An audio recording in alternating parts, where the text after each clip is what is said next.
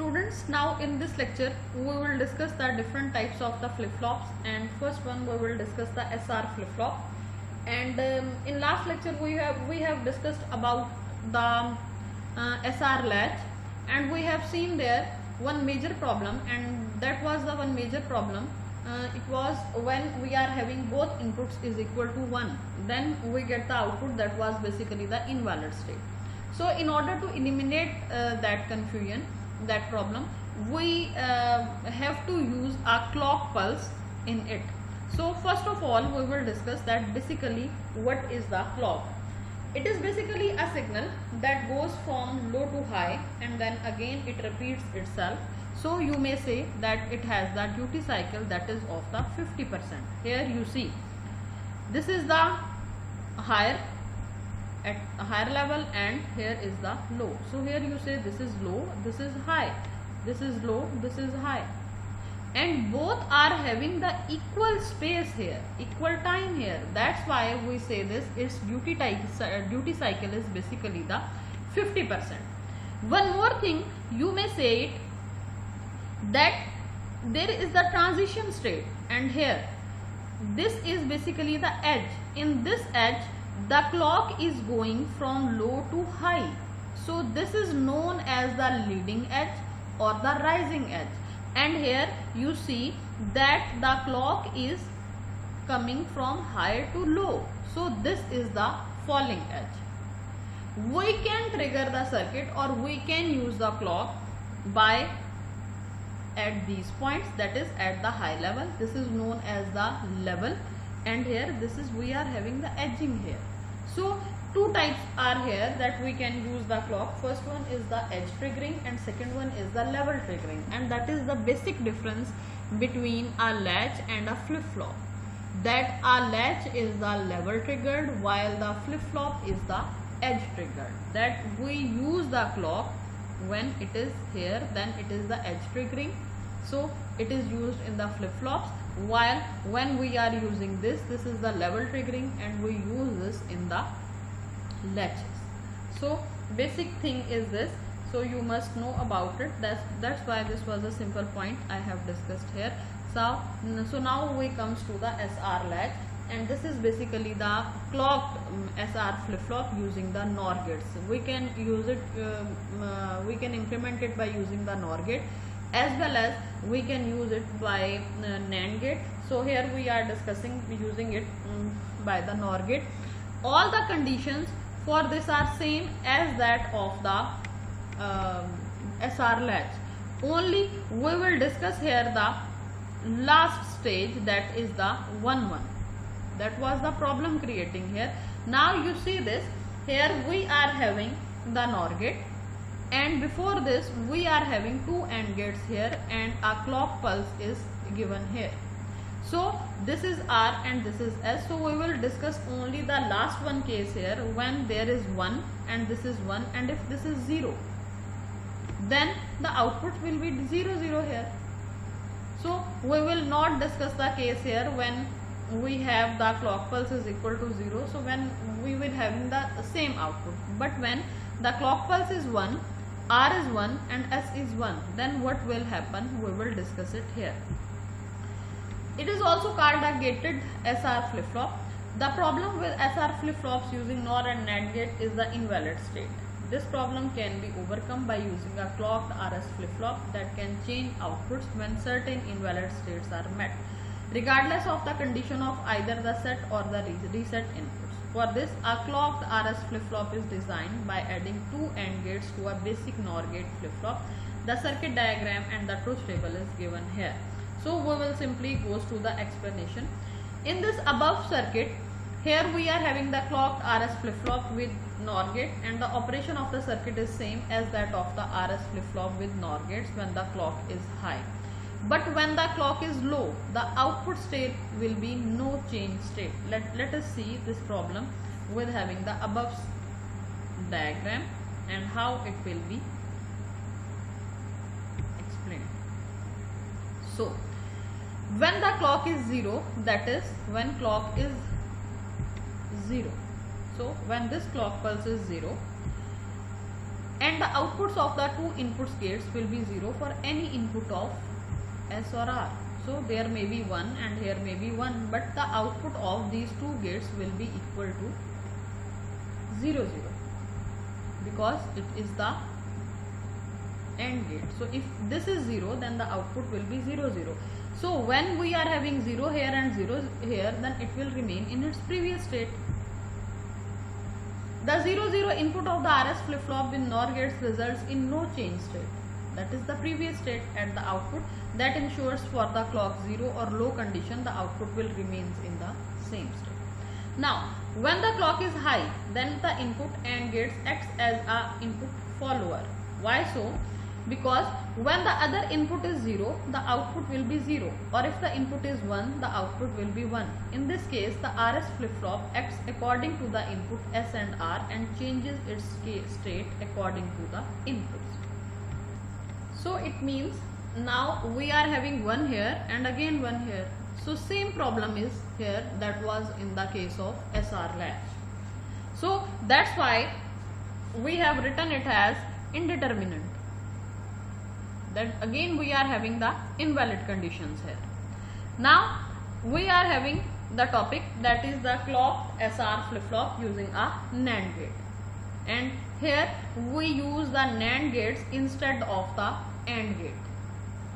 And what will be the working of it and how it works, it will do it by yourself. So now we will discuss the D flip-flop. So first of all, basically what is D flip-flop? Its circuit diagram and truth table is given as, but here we are having the circuit diagram of it, and here you see this. Basically we are having the SR flip-flop here.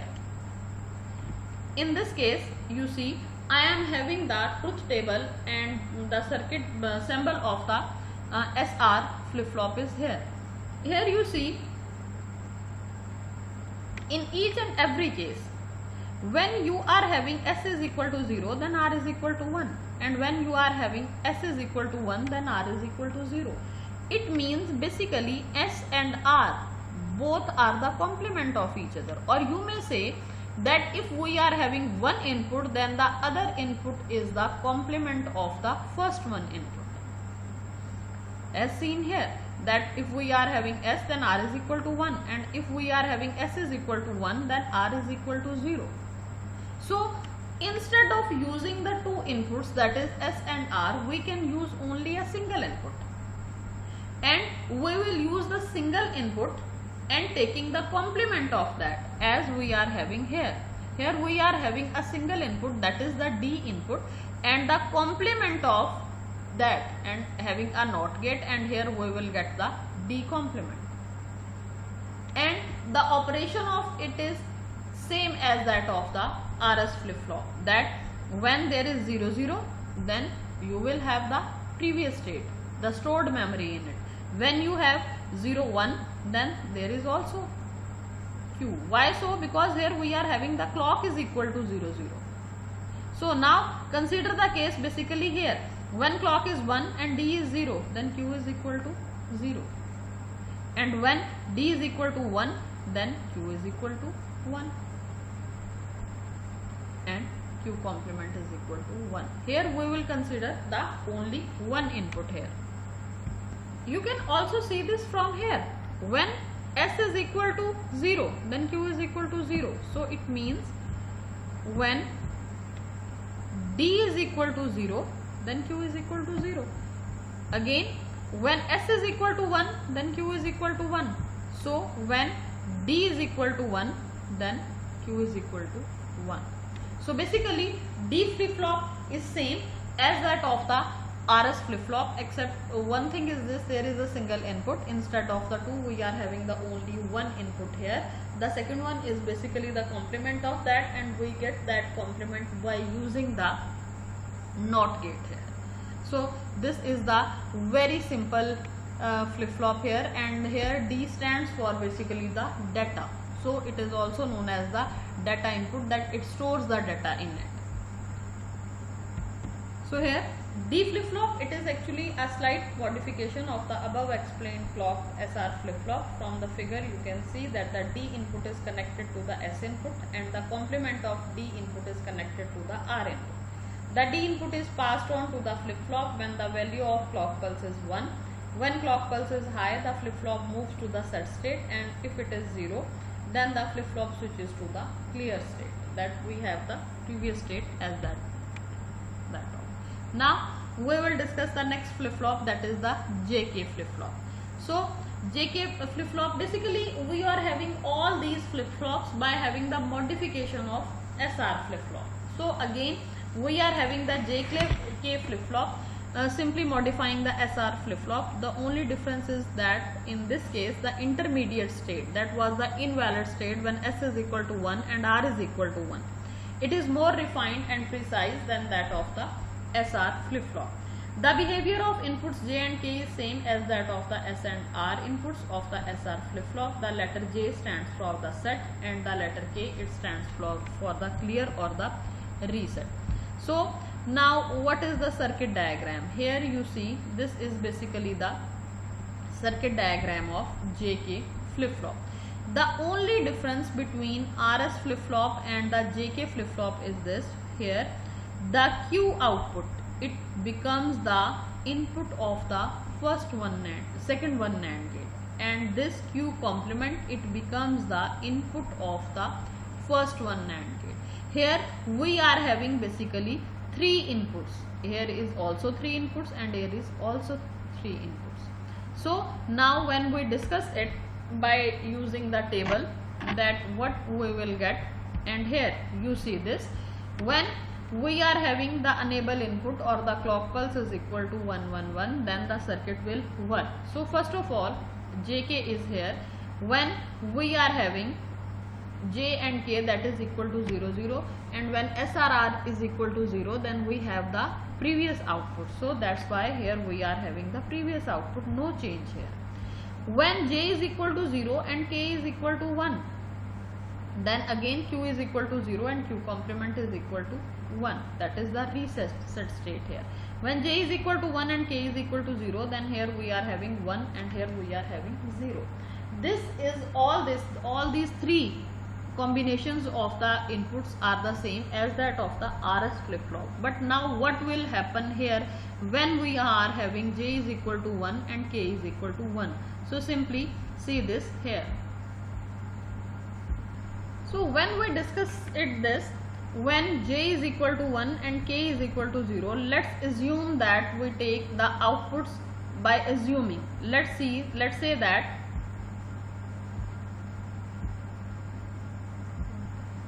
Q is equal to 0 and Q complement is equal to 1. Now analyze it. We are having clock pulse is equal to 1, J is equal to 1 and K is, and here we are having Q complement here and Q complement is equal to 0. So basically we are having the NAND gate here. So 0 1 1, the output will be 1 here. Why so? Because here we are having AND gate and then a NOT gate here. So we are having the AND gate will become we will get the output as 0, but by taking its invert we will get 1 here. So 1 will be here. Now what will happen here? Here we are having Q is equal to 0. Sorry, one mistake here. The Q complement was 1 here. So when we are having 1 1 1 here, then it means we will get 0 here. So S here we are having 0. Now Q is equal to 0 here. When we are having 0 here, then at the output we will get the 1 here. So at above we are having 0 and at lower we are having 1. So now we are having 0 and 1. And what will be the output of RS latch when we have 0 and 1? Then Q is equal to 1 and Q complement is equal to 0. So now we have 1 here and 0 here. Now the output has been changed. Q is equal to 1 and Q complement is equal to 0. Now when you apply it again here, now we will get Q is equal to 0 and Q complement is equal to 1. Now see, in the first case we get 1 and in the second case we get 0. When again we will use that 0, then we will get the output 1. So it means toggling here. The toggling is occurring here. What is meant by the toggling? Toggling is meant by this, that we are having the complement of every output here. Because you see, when first one was 0, then 1, then again 0, then again 1. So basically toggling was occurring here. So that's why we write it as, when 1 1 is here, then the toggle is here.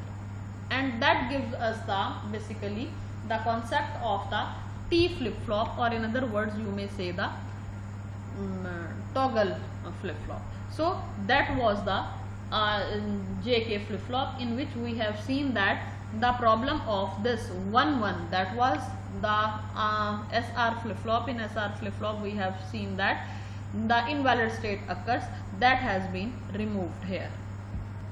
So that was all its explanation, and so simply read it and you will get the point of it. Now we comes towards the T flip-flop. This is much simpler version of JK flip-flop. Both of J and K inputs are connected together and thus are also called a single input JK flip-flop. When clock pulse is given to the flip-flop, the output begins to toggle. We have seen this in the last JK flip-flop. Here also the restriction on the pulse width can be eliminated with the master slave or edge triggered construction.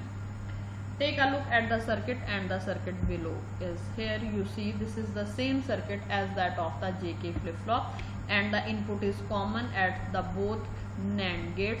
So what will be the truth table of this? Here you see, when we have the 0 input and when we have the 1 input. So when we have the 0, then the output is 0, and when we have the 1, then the output is also 1, and when the input is 1, then the output is 1 here. So toggling is occurring here. So you simply see, this is basically the previous state, or you can see this here. When T is 0 and the previous state was 0 and 1, then the state remains unchanged, then it will be the 0 1.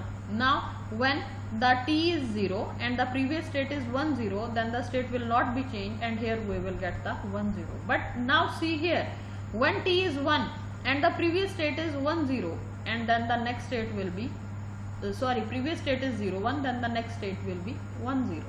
And when the T is again 1 and the previous state is 1 0, then the next state will be the 0 1. Here the toggling is occurring. So this is basically the T flip-flop or the toggle flip-flop. So this was all about the flip-flops. If you have any question relating this, then you may ask it from me during question answer session. Thank you.